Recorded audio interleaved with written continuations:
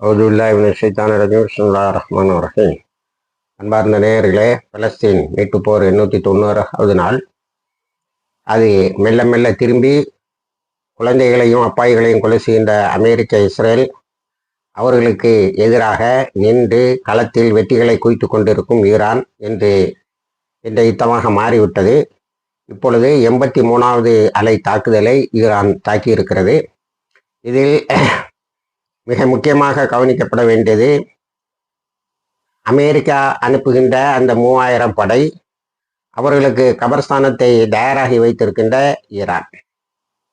அந்த படையை அனுப்புவதற்கு முன்னால் பென்டகன் ஒரு பெரிய எச்சரிக்கையை ட்ரம்புக்கு கொடுக்கிறது. அது என்னவென்று சொன்னால், when president lies diplomacy dies என்கிற தலைப்பில் அது உலக ஊடகங்களில் எழுதப்படுகிறது. பென்டகன் என்ன சொல்லுகிறது என்று சொன்னால், ட்ரம்ப் 2 விஷயத்தை கவனிக்க வேண்டும். இவர் தொடர்ந்து பொய் சொல்வதால் நம்மளுடைய பேச்சுவார்த்தைகளில் எடுபட மாட்டேன் என்கிறது.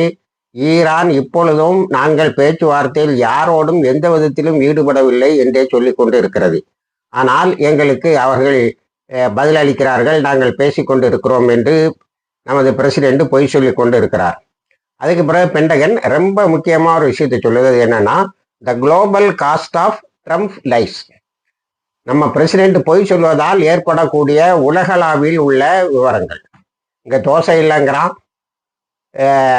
இட்லி இல்லைங்கிறான். இந்த தாக்கம் இந்தியாவுக்கே எப்படி இருக்கிறது என்று சொன்னால், மற்ற இடங்களில் இன்னும் அதிகமாக இருக்கும் என்று எதிர்பார்க்கப்படுகிறது. பாகிஸ்தான்லாம் ரொம்ப கஷ்டப்படுது. இத்தனைக்கும் பாகிஸ்தான் கப்பல்கள் ஹர்மூஸோட வருவதற்கு எந்த தடையும் இல்லை. இங்கே இந்தியாலையும் நிலைமை ரொம்ப மோசமாக போச்சு. அப்போ இந்த பிரசிடென்டோடைய பொய்கள் நம்ம பேச்சுவார்த்தையை கொல்வதோடு மட்டுமல்ல, உலக மக்களையும் கொண்டு இருக்கிறது என்று சொல்லிவிட்டு, இந்த 3000 படைகளும் நம்ம நெருக்கடி காலத்திற்காக தயார் செய்தவை. இதை தோர்த்து கொண்டிருக்கக்கூடிய, தோல்வியை தழுவி கொண்டிருக்கின்ற ஒரு முகாமுக்கு, ஒரு முன்னணிக்கு அனுப்புவது மிகப்பெரிய தவறு என்று சொல்லிவிட்டு, பிரசிடென்டோட ஆர்டர் ஆனதுனால நாங்கள் அதை தடுக்க முடியலைன்னு சொல்லியிருக்கு. பென்டகனுடைய அறிக்கை மிகவும் அமெரிக்காவினுடைய நாட்டுப்பற்றை, நாட்டு நலனை அறிக்கையில் கொண்டது. ஆனால் இந்த கிற்க எதையுமே பார்த்து கொள்வதில்லை. ஆனால் ஈரான் நேற்று என்ன செய்திருக்குன்னா, கல்ஃப் கண்ட்ரீஸில் இருந்த பல தளங்களை தாக்கி இருக்கிறது. அது எதையெல்லாம் தாக்கியிருக்குங்கிறது ரொம்ப முக்கியம். பொதுவாக யுஏஇ, கத்தரு, சவுதி அரேபியா போன்ற இடங்களை, பஹ்ரைன் போன்ற நாடுகளை அது தாக்கிவிட்டது என்று சொல்வதை விட எதை தாக்கி இருக்கிறது ரொம்ப முக்கியம். ஃபைட்டர் ஜெட் ஃபியூவல் டேங்கர்ஸ், அதாவது அமெரிக்காவில் இருந்து வரக்கூடிய ஃபைட்டர் ஜெட், அதாவது போர் கப்பல்களுக்கு எண்ணெய் கொடுக்கிற அல்லது பெட்ரோல் கொடுக்கிற அந்த டேங்கர்ஸை அழிச்சிருக்காங்க. அடுத்தது மெயின்டெனன்ஸ் டிப்போர்ட், அதாவது இந்த போர் விமானங்களை சுத்திகரித்து தயார் பண்ணி வைக்கக்கூடிய, பராமரிக்கிற அந்த முகாம்களை அளித்திருக்கிறார்கள். அடுத்தது அல் உதைத் அல் தஃப்ரால உள்ள கம்யூனிகேஷன் சென்டரை அடிச்சிருக்காங்க. அது மாதிரி பஹ்ரைன் இல்லையும் யுஏஇலையும் உள்ள, ஐக்கிய அரபு அமீரகத்திலும் உள்ள கம்யூனிகேஷன் சென்டரை அடிச்சிருக்காங்க. அதனால ஏதோ சும்மா 2-3 நாடுகள் அவங்க தாக்குறாங்கன்னு இல்லை, குறி வைத்து தாக்குகிறார்கள். அதுக்கு பிறகு சில ரகசிய அமெரிக்க தளவாடங்களை, ரகசிய இடங்களில் இருந்த அமெரிக்க ஆயுதங்களை அளித்திருக்கிறார்கள். அதுக்கு நேற்று பெகிஷ்கானும், ஈரானுடைய குடியரசுத் தலைவர் பெகிஷ்கானும், ஈரானுடைய வெளிவிவகார துறை அமைச்சர் அப்பாஸ் அகர்ஜியும் நன்றி சொல்லி இருக்கிறார்கள் புட்டினுக்கு. ஆனால் அந்த ஃபுட்டேஜஸை அவங்க தான் எடுத்து கொடுத்தாங்க. அவங்க எடுத்து கொடுக்கலன்னா நமக்கு அது தெரிந்திருக்காது. இப்போ நேற்று நான் சொன்ன அதே முரண்பாடு இப்போ ஊடகங்களில் பெரிய அளவில் பேசப்படுகிறது. 50,000 அமெரிக்க இராணுவத்தினர் அங்கே கல்ஃப் கண்ட்ரீஸில் இருக்கிறதாக பென்டகன் சொன்ன அறிக்கை உண்மை என்றால், இப்பொழுது அவசர காலத்தில் பயன்படுத்துவதற்காக தயார் செய்யப்பட்ட இந்த 3000 படைகள் ஏன் செல்லுகிறது? சுப்ரீம் லீடர் முஸ்தபா காமினி அழகாக சொல்லிவிட்டார், வருவதற்கு முன்னாடி கொண்டு வருவோம் அப்படின்னு. அதாவது ப்ரீஎம்டிவா நாங்கள் அவங்கள ஸ்ட்ரைக் பண்ணுவோம்னு. அப்போ இப்போ புதிய மிரட்டல், அதாவது ட்ரம்போட புதிய மிரட்டல் இருக்கு பாருங்க. நான் புதுசாக ஆளுகளை கொண்டு வந்துடுவேன், இந்த ஆட்கள் கொண்டு வந்து கார்கு தீவை நாம் பிடித்து விடுவேங்கிற புதிய மிரட்டல். எப்படி யுஎஸ்எஸ் ஜெரால்டு, நேற்றும் அப்ரஹாம் லிங்கனை ஒரு சின்ன தட்டிருக்காங்க. யுஎஸ்எஸ் ஜெரால்டு இனிமேல் பயன்படுத்த முடியாது, அதனுடைய சாதாரண ரிப்பேர்களுக்கே 14 மாசம் ஆகும் என்று அது திரும்ப போயிட்டோம். எப்படி அப்ரஹாம் லிங்கன் அடி வாங்க முடியாமல் அடி தாங்க முடியாமல் திரும்ப போய்விட்டோ, அதே போல இந்த படைகள் திரும்ப போகாது. இந்த படைகளுக்கு அங்கேயே கபர்ஸ்தான் தோண்டப்படும். ஆப்கானிஸ்தான்ல 2 வல்லரசுகளின் கபர்ஸ்தான்னா, இப்போ ஈரான்ல மீதி அமெரிக்காவினுடைய இந்த ராபிட் போர்ஸோடைய கல்லறை தயாராகலாம். அடுத்தது, இஸ்ரேல் மீது நேற்று அடித்த தாக்குதலில் 83வது அணையினுடைய சிறப்பம்சம் என்னவென்று சொன்னால், திக்வா என்ற ஒரு இடம், ஃபாகர் காசிம் என்ற இடம், and northern Israel west bank settlements. இதுதான் ரொம்ப முக்கியம். அதாவது மேற்கரையில் உள்ள வந்தேரிகளின் குடியிருப்புகள் கொஞ்சம் கொஞ்சமாக அழிக்கப்பட்டு கொண்டிருக்கின்றன.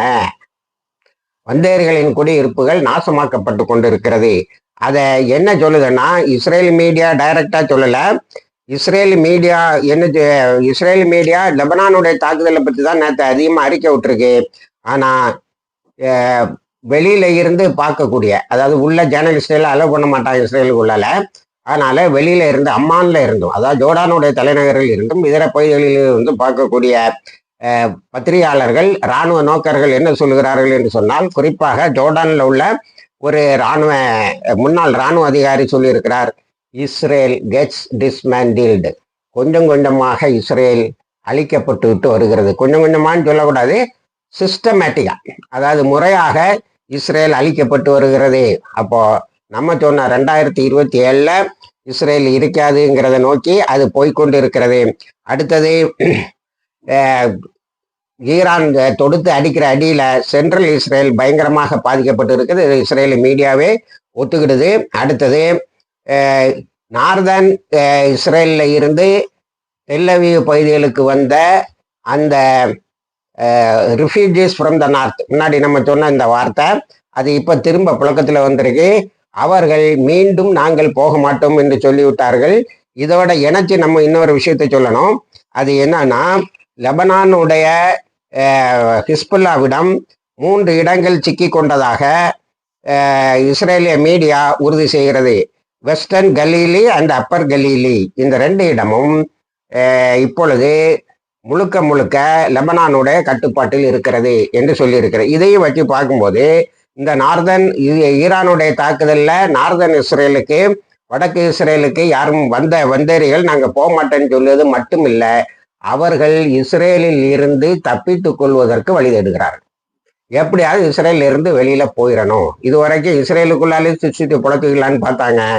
இப்ப மேற்கரையில் உள்ள செட்டில்மெண்ட்டை அடிச்சு ஒன்றும் இல்லாம ஆக்கும்போது பெரிய கஷ்டம் என்னன்னா, எப்படியாவது வெளியில போயிடணும். ஆனா வெளியில போறது வழி இல்லை. பென்குரியன் ஏர்போர்ட்டு ஏப்ரல் 16 வரைக்கும் க்ளோஸ்டு. அப்ப என்ன ஆகுது, கப்பல்கள் வழியாக திருட்டு கப்பல் பயங்கரமா சார்ஜ் பண்றனுலாம், சுத்தி கொண்டு போறதுக்கு கப்பல் வழியாக அவர்கள் தப்பித்து கொண்டு இருக்கிறார்கள். அடுத்தது, கிளஸ்டர் ராக்கெட்ஸ். இது இஸ்ரேலுடைய மீடியாவே ஒத்துக்கொள்கிறது. கிளஸ்டர் ராக்கெட்ஸ் நிறைய குடியிருப்புகளை அழித்தது என்று. இப்போ ஃபதுஹு, அல் ஃபதுஹுன்னு சொல்லி ஒரு மிசிலை இறக்கியிருக்காங்க, அல் ஃபதுஹு 2. இது என்னன்னா, அமெரிக்கானுடைய BB-2 இருக்கு பாருங்க, அதனுடைய வடிவம் என்று சொல்லுகிறார்கள். இந்த அல் ஃபதுஹு 2, அதாவது ஃபதுஹுன்னா வெட்டின்னு நம்ம அரபியில அர்த்தம் சொல்லும்.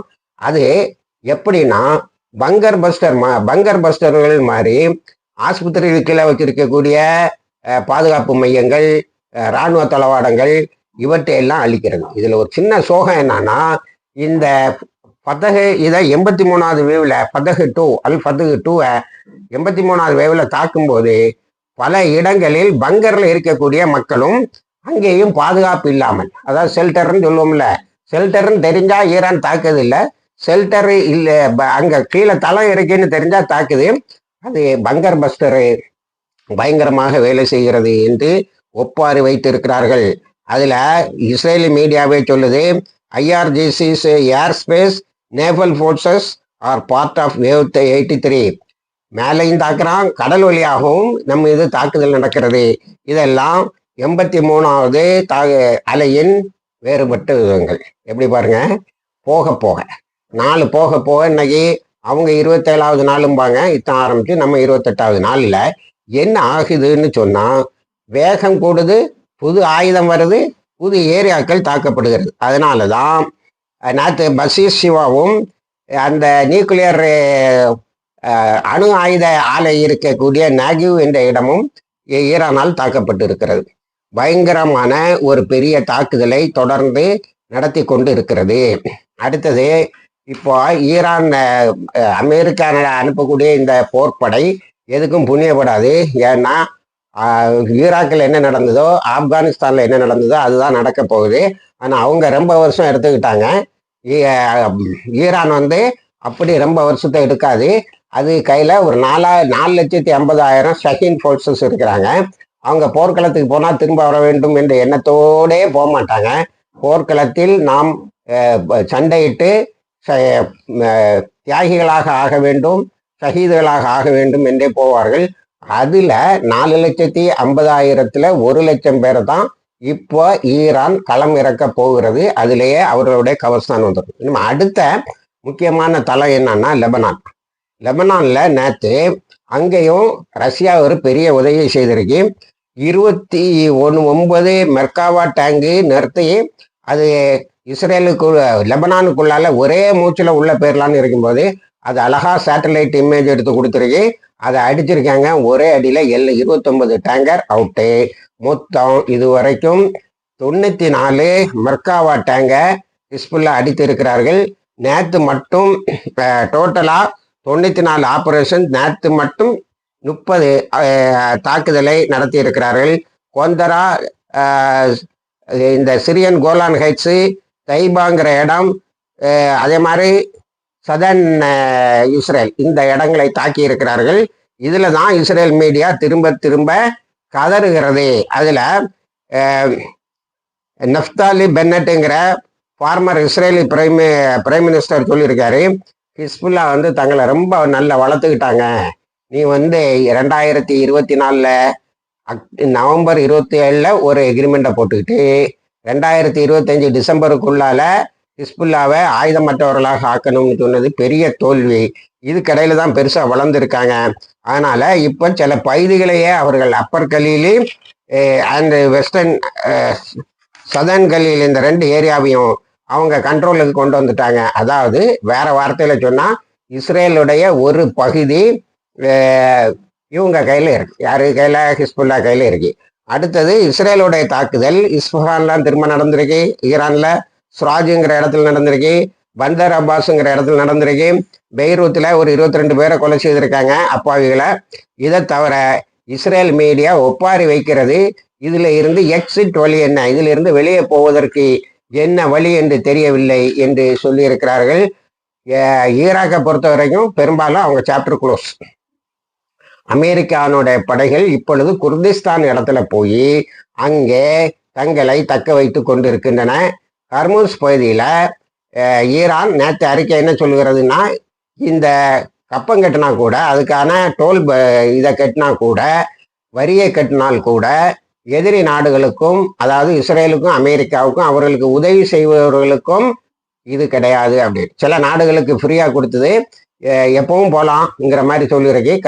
முன்னாடியே சைனாவோட கரன்சியில் பணத்தை கட்டிட்டா சில நாடுகளுக்கு அவ்வப்போது கிளியர் பண்ணி அனுப்புவோம் அப்படின்னு சொல்லியிருக்கு. அதில் தான் நம்ம நாடும் வருதோங்கிற சந்தேகம் இருக்கு. ஏன்னா நமக்கு 2-3 நாளாக கிடைக்கக்கூடிய தகவல்கள், ஹைதராபாத்து அங்கே எல்லாம் பெட்ரோலுக்கு பயங்கரமாக கஷ்டப்படுறாங்க. உத்தரப்பிரதேசில் ஆட்டோலாம் ஒரு நாள் கியூவில் நிற்கிதுங்கிற செய்திகள்லாம் வந்துகிட்டு இருக்கு. அதனால ட்ரம்ப்புடைய லைசனுடைய குளோபல் இம்பேக்ட்ல நம்மளும் பாதிக்கப்பட்டு இருக்கிறோம் என்பதுதான் உண்மை. அதில் நாம் எப்படி வெளியிலே வருவோம் என்பதற்கு பல்வேறு நடவடிக்கைகள் எடுக்கப்படுகின்றன, குறைத்துக்குள் சொல்வதற்கு இல்லை. அந்த நடவடிக்கைகள் பலன் தர வேண்டும் என்று எதிர்பார்ப்போம். இணைந்திருங்கள். எல்லா தகவலையும் தருவோம். வாய்கிறதவா நான் அல்ஹம்துலில்லாஹ் ரபில் ஆலமீன்.